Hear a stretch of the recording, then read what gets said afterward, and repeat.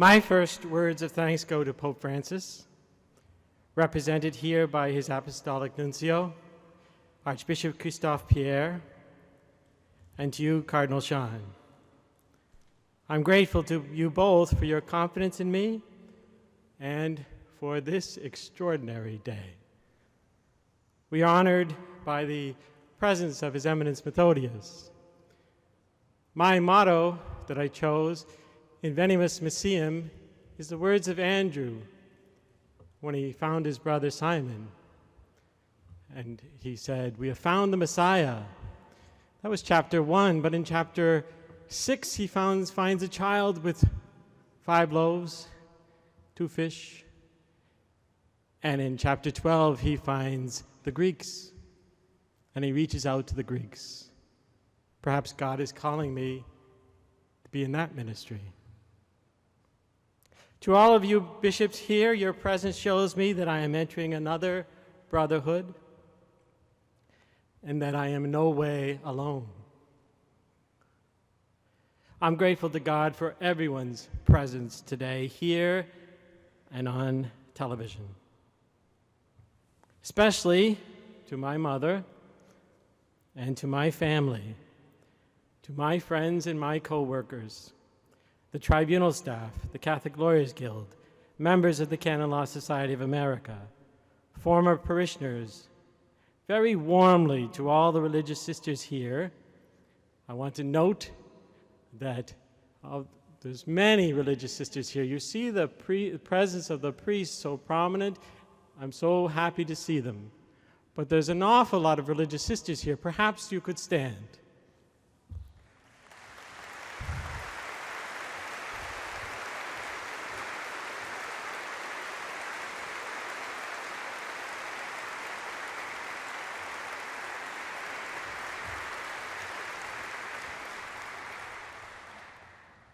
I'm also, of course, very grateful to my brother deacons and priests.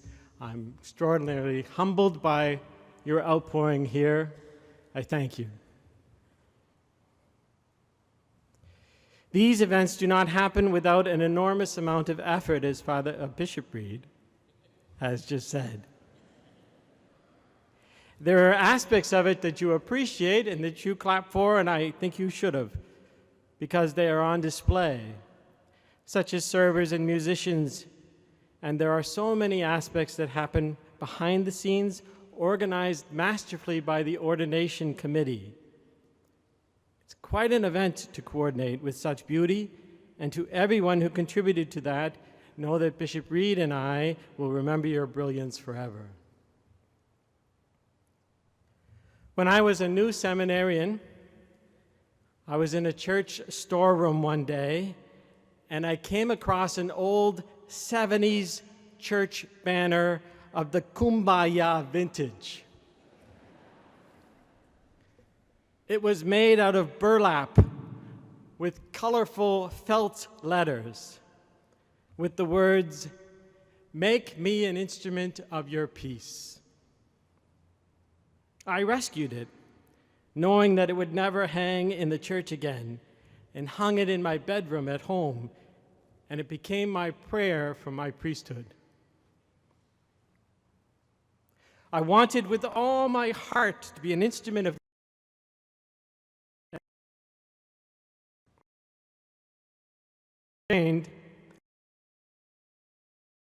long before we had a Franciscan bishop, and met each in peace to others.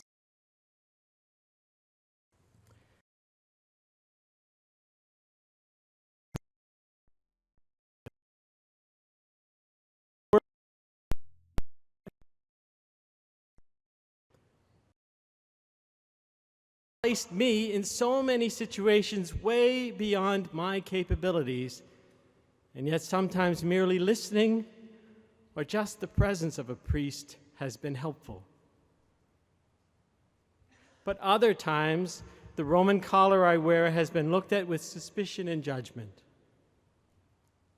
Being an instrument of peace as a canon lawyer in the middle of a sexual abuse scandal, or when helping people who have lost their beloved church building, or when, like so many of my brother priests, trying to do 2 or 3 jobs at the same time.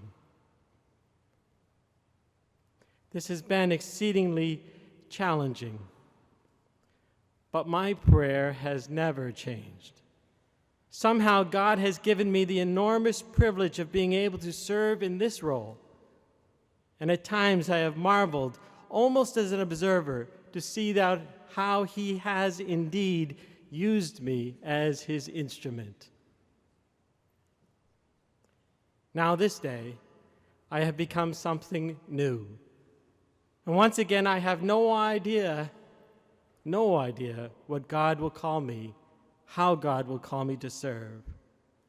There are so many people I want desperately to meet and to show them their Messiah. There are many young adults who have nothing but skepticism and doubt when they think of the Catholic Church, who at the same time feel an emptiness that I know can only be satisfied by Jesus. Pope Francis points to the peripheries and asks us how to go there purposely and meet those who are our brothers and sisters. There are so many who feel that the church doesn't want them. We need to demonstrate to them that we do. Let us come to know these brothers and sisters better and give them the attention they deserve. They are our brothers and sisters who have become possessed by varieties of addictions, or have been abused, or have been divorced and remarried without the blessing of the church, or are living together outside the grace of matrimony, or who feel a homosexual attraction, and others who may feel like an abandoned burlap banner in the church basement. We are called to bring the gospel to all these and to our brothers and sisters who are poor and homeless, the unwelcome, the immigrants. Let us reach out in love to them and demonstrate that all of us here, already in the community of the church, are indeed in need of our own conversion, and in our sinfulness have found comfort in Jesus.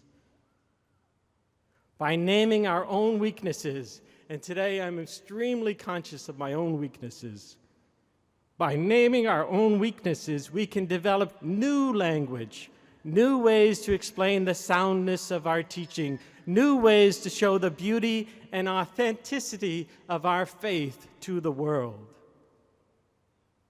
And so Bishop Reed and I entered this new ministry, this new authority, this new role, and at the very least, if we cannot find the new language, at least we can listen. At the very least, we can present ourselves as witnesses of Jesus. For he alone is our hope. He alone is our truth. He alone is the way. And my prayer remains the very same it has been all these years. Lord, make me an instrument of your peace. Thank you.